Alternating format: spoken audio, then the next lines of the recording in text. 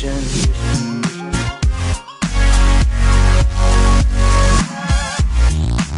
little bit of debate about what the Sumerians believed Nibiru was. The reason is because they refer to it pretty much as three different things. But I don't want to confuse you, because you're going to think, oh, well, the confusion is because it's a planet from the whatever. But the confusion has nothing to do with it possibly being, it's such insane. What I mean is that almost every instance they call it Jupiter. It's unambiguously Marduk. It's Jupiter. But on one occasion it calls it Mercury. And again, they knew what Mercury was. They knew what Jupiter was, and that's what they were calling Nibiru. But then there's an occasion where it calls it a star.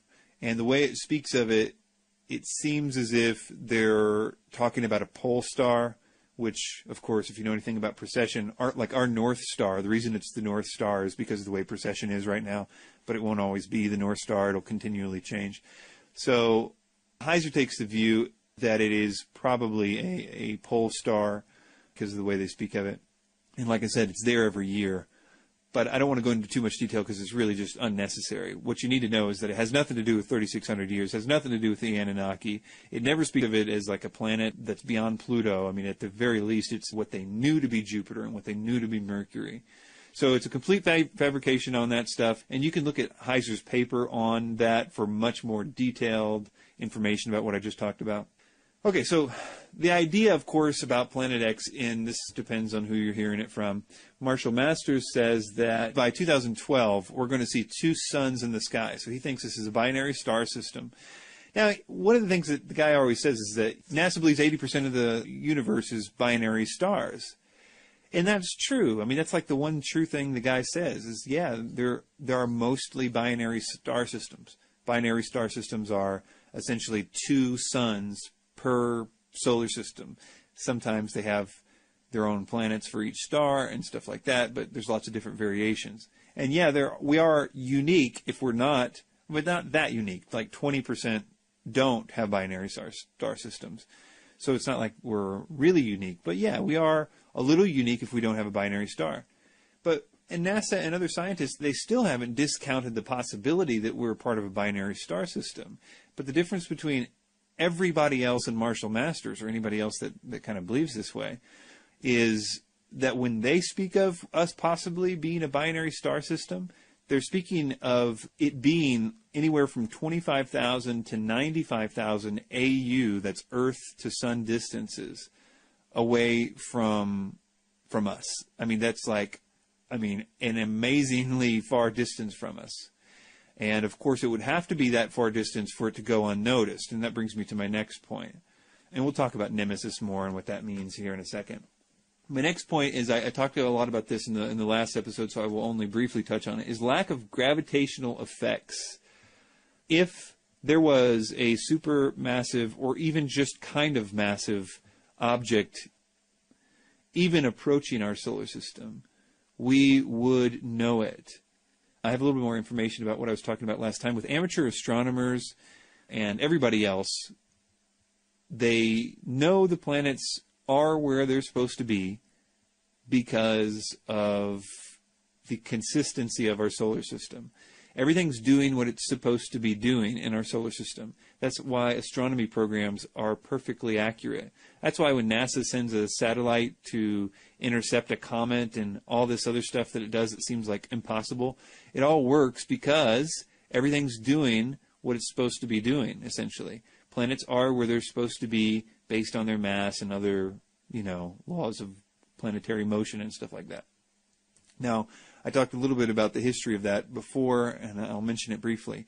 But if a object comes in our solar system, it will mess that up. Even if it messed it up just a little bit, it would be immediately noticeable, not just to NASA. We don't have to wait on NASA for this. This would be something that every amateur astronomer in the field would tell you about the next day. If all of a sudden the astronomy programs are off, or, they're always looking for something called occultations that passes in front of an object. Like, you can study a star or something else that's really far away a lot better if you wait till a planet gets in front of it, and then as those moments when it starts to appear out from the backside of a planet, you can actually see stuff that you wouldn't normally have seen. So it's a really important part, a thing that amateur astronomers do. And none of that would, of course, work if the planets weren't where they're supposed to be when they're supposed to be. So the minute that they're not where they're supposed to be, everybody would know it. And the minute that an object comes even kind of close to us, that won't be that way. Mike Brown, the guy who was instrumental in demoting Pluto as a planet, said the following: there are very good limits as to what you can hide at what distances in the solar system and not detect their gravity. You could put a Mars a few hundred AU, which is 10 times more distant than Neptune, 10 times bigger than our solar system, further out, and everything would be fine. That's the size of Mars. You could put Jupiter a few thousand AU, that's 1,000 times the distance of Neptune, and again, you're safe. There might even be things out there that we might find. He goes on to say, it's not impossible that the sun has a brown dwarf companion, but to be hidden from us, it would have to be much, much further out than the Kuiper belt, maybe like 100 times further. And at that distance, its effects on the Earth are pretty much zero.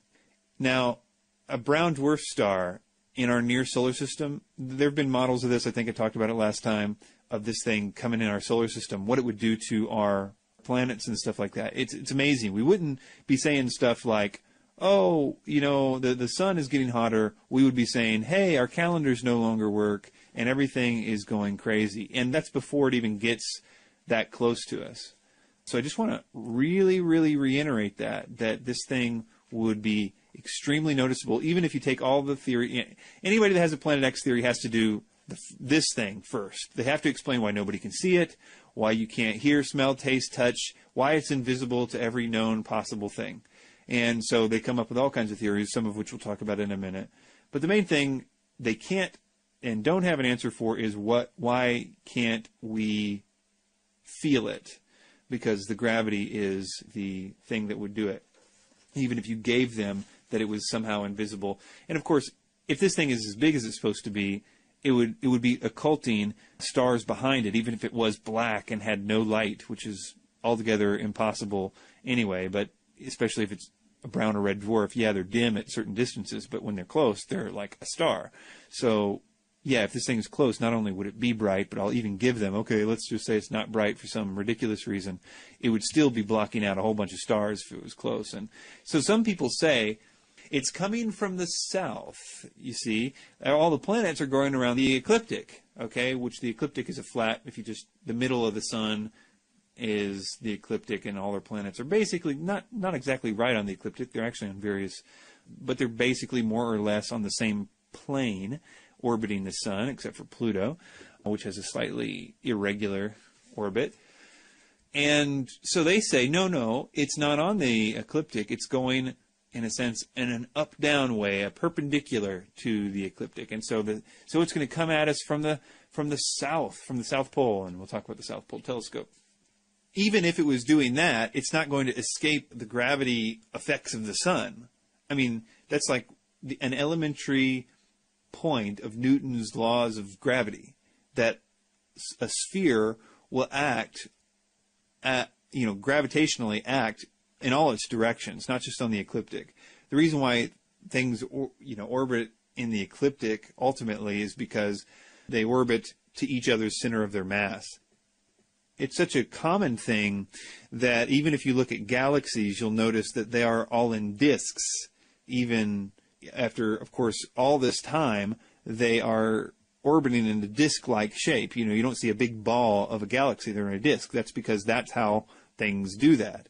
When you say, oh, well, this thing is coming in an up-down way, and that's why you can't see it, number one, it would still gravitationally mess with everything, and you'd still be able to see it. This is the same way that a lot of comets come in from that area. There's a cloud of comets around us. They call it the Oort cloud.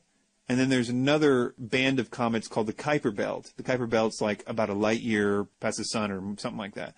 And it's basically a big asteroid belt on the outer rim of our solar system.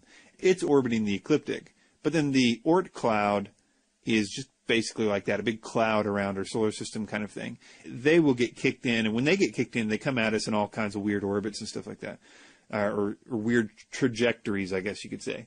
So it's not like, we don't know anything about those just because they're coming in from odd trajectories or whatnot. So not only is that wrong, the idea that it's coming from the south is just a way for them to say, oh, well, here's one reason you can't see it. But I think, as we talked about last time, that makes no sense either, because spherical geometry is such that if you're standing on, for example, the North Pole, you're able to see half of the night sky.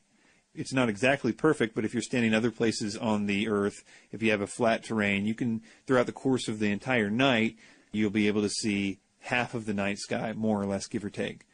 So from the equator, over the course of a year, you're going to be able to see the entire south sky. But anywhere below the equator, of course, you're going to be able to see more and more and more. And there are lots of examples of this. I mean, it's well known. The Gemini telescopes, that's what they boast about, that they see the entire night sky collectively. There's two telescopes. One is like in Arizona or something, and one's in Chile. And because they're on both the north and south hemispheres, they can image the entire sky together collectively.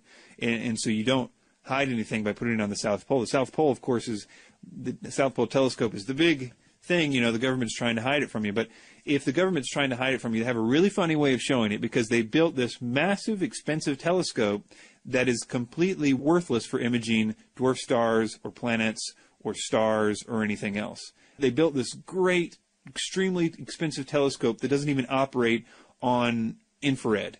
It operates on, if it imaged a planet, it doesn't do planets. It doesn't do dwarf stars. We have dwarf star telescopes that are way unbelievably good, like WISE and IRAS, which we're talking about in a minute. But the South Pole conspiracy is ridiculous. That telescope operates on millimeter and sub-millimeter and microwave bands. These are huge bands you could measure on a ruler, and they are non-visible. The goal of the South Pole telescope is to image galaxies in the cosmic background radiation. It's to image things that are so distant. It's specifically tuned to do things that, by them being able to do those things, they make it impossible for them to be good at searching for Planet X. So it requires an ignorance of what is actually there in order to say, it's all about Planet X at the South Pole telescope. It's definitely not about Planet X at the South Pole telescope. So dwarf stars in general. Let me back up and tell you again the story of Planet X. This is important. Masters leaves this completely out. No, he tells the story, but he forgets the most important part of the story. Just real briefly, the story of Planet X is this, that in the 1800s, after they started discovering these outer planets like Uranus and Neptune, they started to notice that, according to Kepler's laws of planetary motion, if those laws were accurate, then there was something going not quite right with their orbits. Mathematically, it wasn't able to be explained according to Kepler's laws of planetary motion. So what they called that is perturbations. They were being perturbed, that is, gravitationally perturbed. And the hypothesis was true with Neptune. This is actually how they found Neptune, where they said, okay, Uranus is not doing right. It is therefore mathematically probable that it's being perturbed by something, and that something should be right about here. And they said, would you go please look in this area of the sky, because I think something will be right there. And lo and behold, they found Neptune. So it really bolstered the case of this idea of, if you've got a perturbation, you can do the math, and the math on perturbations, as you can guess, is ridiculously difficult. But people do it. And so after that, though, they found Neptune, and it basically explained a lot of the things on Uranus. There were still some issues, but we later know that those issues were, let's say, operator error. The issue is this. So there were still some problems after they found Neptune, and they hypothesized that it's okay, it worked last time, let's do it again. It must be a massive planet out there, based on their calculations. Whatever was still perturbing them would have to be a massive planet. It would have to be like a Jupiter-sized planet, and that would, according to their calculations, sort of solve the problem, if there was such a planet. So the race was on to go find the planet. And then they found Pluto, and they were happy at first because they thought it validated the theory, but as time went on, they realized that Pluto was not a very big planet, and therefore could not account for the gravitational anomalies on Neptune and Uranus. So then Marshall Masters stops telling you the story. and no more story after that. For Marshall Masters, he'll essentially conclude like, and now nobody's yet found Planet X, but the search is still on. But in the real world, the search stopped in 1992, because in 1992, Voyager 2 went past Neptune on its way out to the outer solar system. It saw Neptune and saw something interesting about it, that it was actually just a little bit smaller than they had previously thought. So it was actually, I think it was 0.05, I think it said 0.5 last time, a little bit smaller than that. So everybody in the scientific community realized if it was smaller, I don't want to say everybody in the scientific community, speaking absolutes there, as the data came in, they realized that this actually meant if it was smaller, then if you do the math, there wasn't a problem anymore. There was no need for this hypothesized supermassive object dubbed Planet X at that time. So after 1992, the scientific world stopped searching for Planet X in that regard. Okay, Planet X has since become named as like a placeholder for the next thing that we find or whatever, and that's a little bit different. But as far as explaining the gravitational anomalies that existed on Neptune and Uranus, nobody's looking for that anymore. But Marshall Masters is. And he doesn't mention the Voyager 2 thing, which is really disingenuous because that's like extremely common knowledge. And I'm certain that he knows about it. I mean, how could you not know about it if you're claiming to be so informed about this?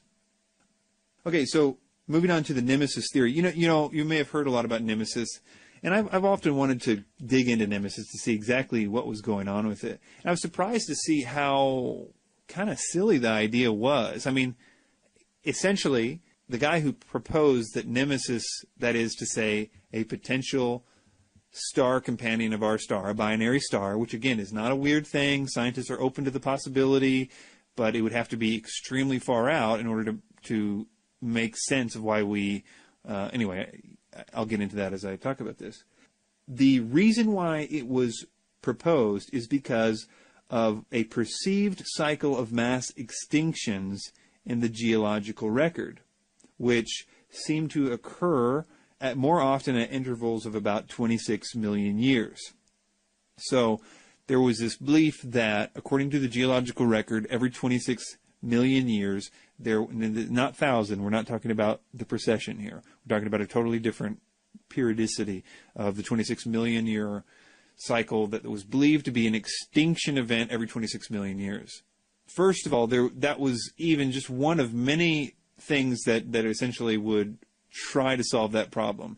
The idea was that, okay, so every 26 million years, maybe something orbits in a certain way in the Oort cloud. You remember that when I talked about that thing that was on the outside of our solar system? Maybe it's kicking in some comets from that Oort cloud every 26 million years, and that's why we're getting hit by that more often. Now, since then, and that would be just one of many reasons, right, if such a thing was true. And that was widely even admitted by the people that proposed.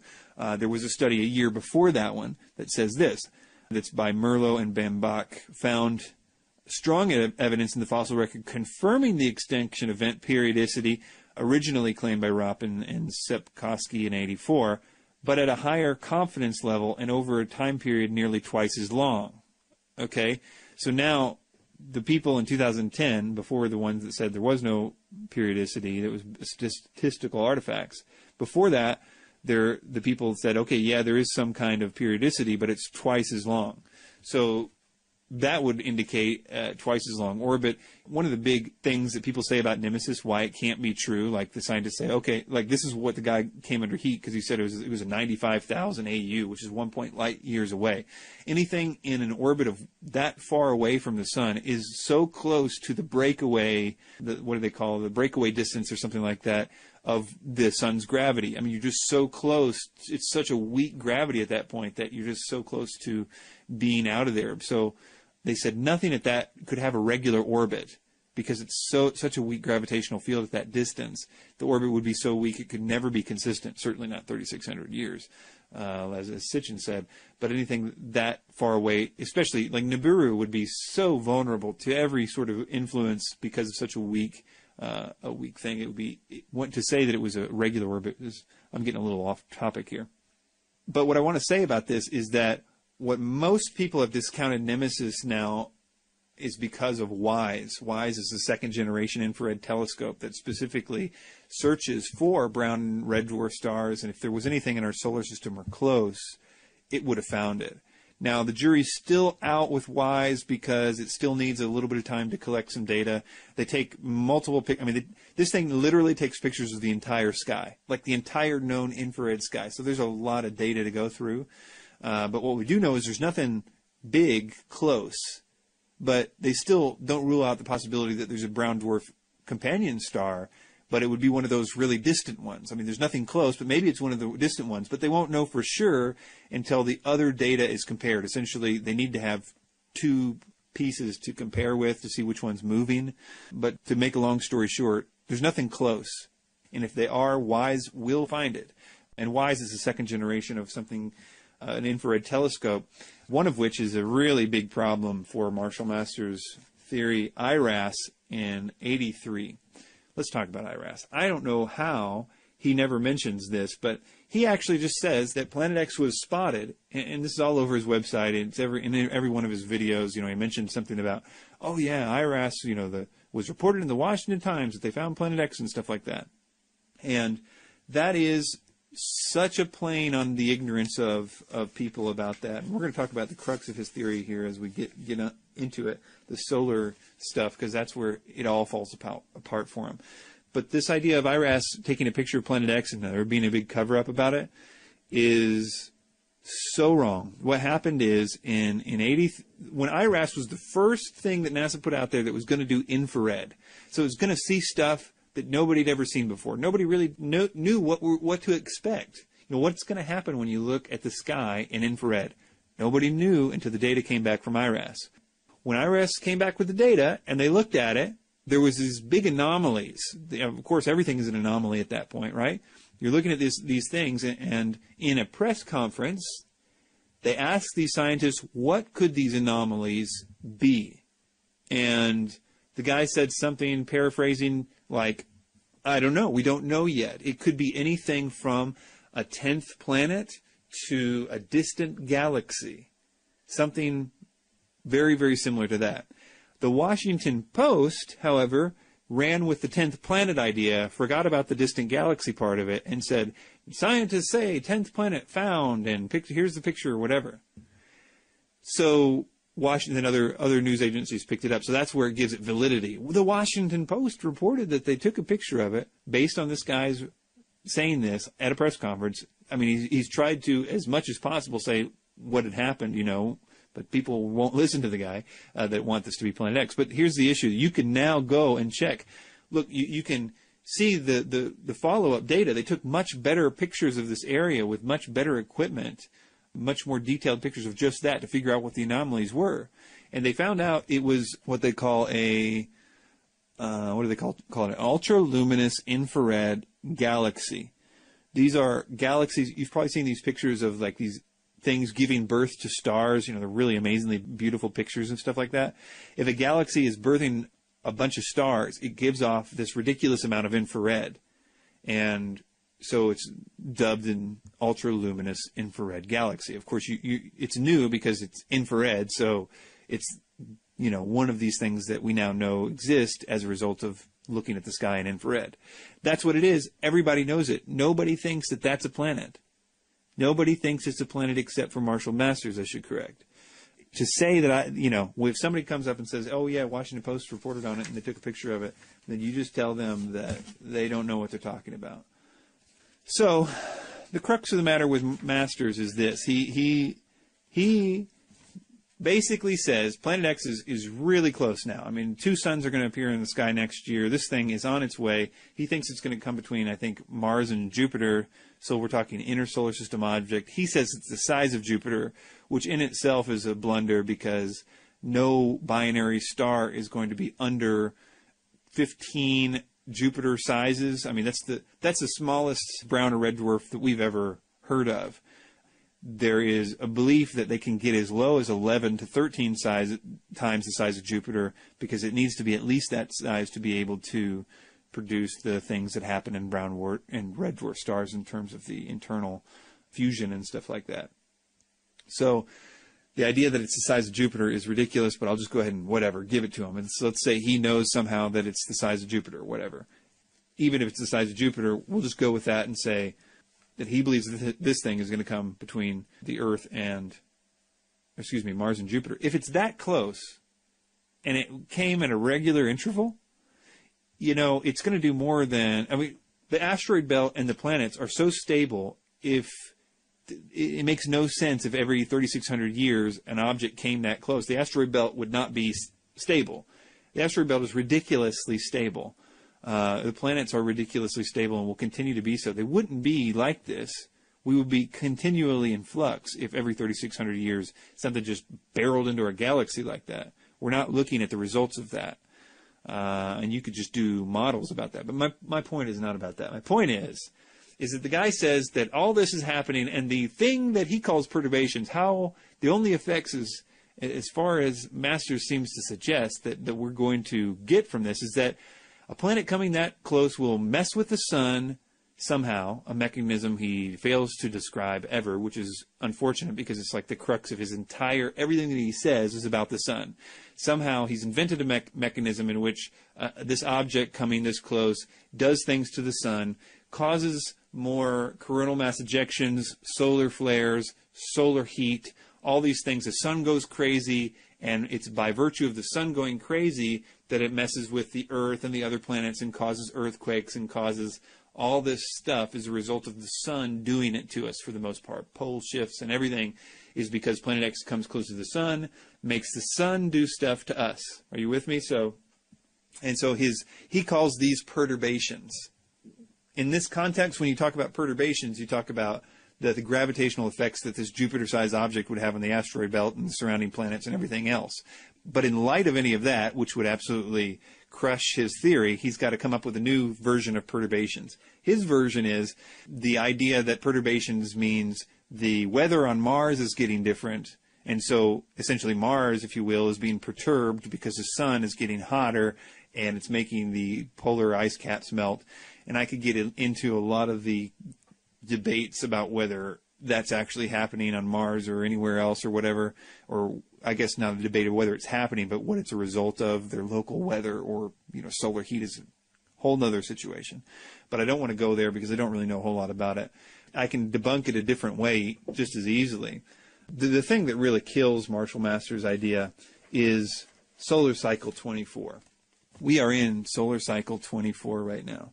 Solar cycles are every 11 years. The sun basically goes up and down every 11 years, giving higher degrees of sunspots, coronal mass ejections, solar flares, and at the peak of a solar cycle, obviously it gives the highest number. And then, of course, it's got every 11 years, it's also got a low peak. So, and these things have been studied meticulously since like at least 100 years. Most of these graphs go back to like the 1880s. And you're thinking, how can we judge solar flares for 100 years? Surely we didn't have the ability to look at solar flares for 100 years. Well, the reason they're able to accurately know what this was doing for these hundreds of years was because you can easily see what's known as sunspots. Okay, it's just what it sounds like. That's spots on the sun. They appear in different places on the sun and different things like that. But if you look at a graph of, say, sunspots and coronal mass ejections and solar flares and solar heat all next to each other, it would be doing essentially the exact same thing. As sunspots go, so do coronal mass ejections, so do solar flares, so does solar heat. And it's so well known that just by counting the number of these stupid spots, you can actually tell all these other things too. So it's so widely agreed upon now that it's just included in these graphs. We have these going back to, as I said, the 1800s. Now, here's the crux of the matter. What happened was, in about 3 years ago, we started this solar cycle. And there were two groups of people that were making predictions about this solar cycle. To make a long story short, one was predicting that the sun had a long memory. Okay, that I don't know exactly what they mean by that, but when you read about this, that's what they talk about it. one group believed that the sun had a short-term memory, okay, whatever. Now, the two different camps were predicting two different things for the solar cycles. Like NASA was a part of the long memory camp, and they were predicting that this solar cycle was going to be the worst one in 400 years, okay? They were predicting a 400-year huge solar cycle, the biggest ever, you know, and I guarantee you Planet Xers and everybody else have been reading and fueling their fires with these articles from NASA, and which is not exactly the first time that they've fueled a planet or a 2012 theories. I think that there's something going on with NASA and that, but that's a whole other issue. So NASA says it's going to be the worst one in 400 years. And that's 3 years ago. That's when Marshall Masters was writing his book, The Planet X Forecast. Everything that he says is completely dependent upon right now in 2012, 2013. In order for Marshall Masters to be even slightly right, in order for him not to be a complete and total quack, he needs the sun to be going crazy right now. Because if it's not, then he's completely wrong. So, is the sun going crazy right now? Not only is the sun not going crazy right now, what happened was none of this panned out.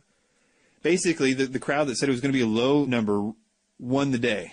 Once you're about 3 years into it, it's almost a given exactly what it's going to do. But it almost doesn't even matter what it does from here on out, because we are so low right now that if you look at a graph of this, where we are right now is unbelievably low. I mean, we're going to be lower in our highest point.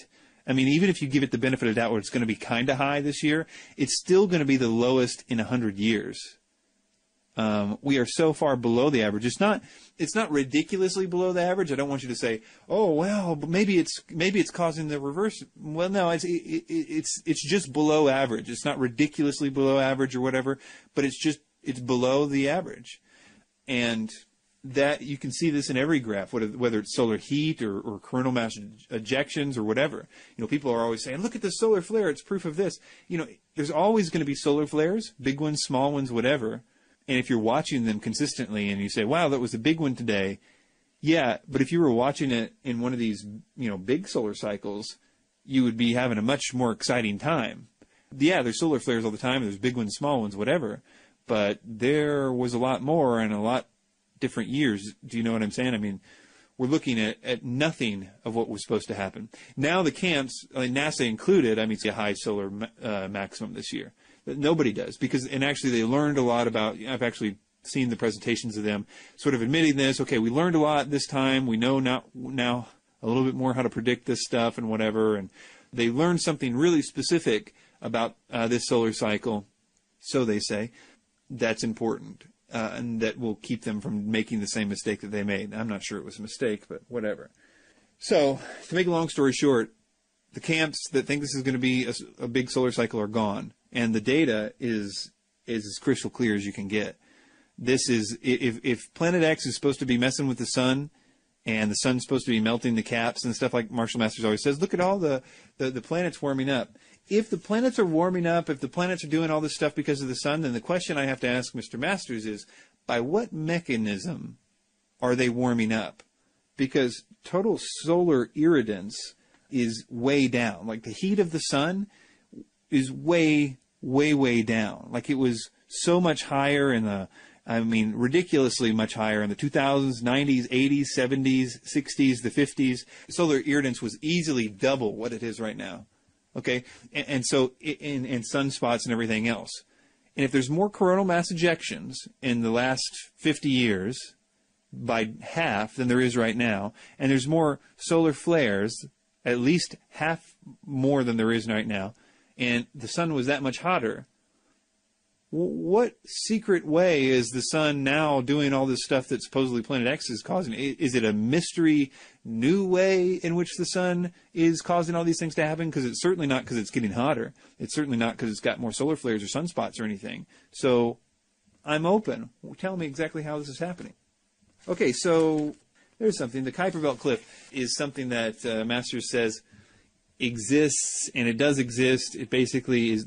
We talked about the Oort cloud, of course, which is kind of a dome, and then there's the Kuiper Belt Cliff, the Kuiper belt is kind of flat, like the asteroid belt, farther out than Pluto, and basically there's a big kind of what they call a cliff, a place where there isn't any rocks kind of in it. It's kind of like a gap where there aren't any object. People have proposed number of reasons for that. Masters says, of course, it's because of Planet X, but there's lots of problems with that. First of all, people believe that it could be a massive object that's caused the Kuiper belt cliff, essentially, pushing stuff out of its way as it goes around the thing. And it could be a massive object, but when they say massive, they're talking about an object anywhere from 30 to 70 times the size of Earth. This is a small object, if it is one. Not the size of Jupiter, not anything else. That's not what we're looking at with the Kuiper belt cliff. So if he thinks it's a brown dwarf star, or his Jupiter-sized object, whatever that would be, certainly not a brown dwarf star, but whatever you would want to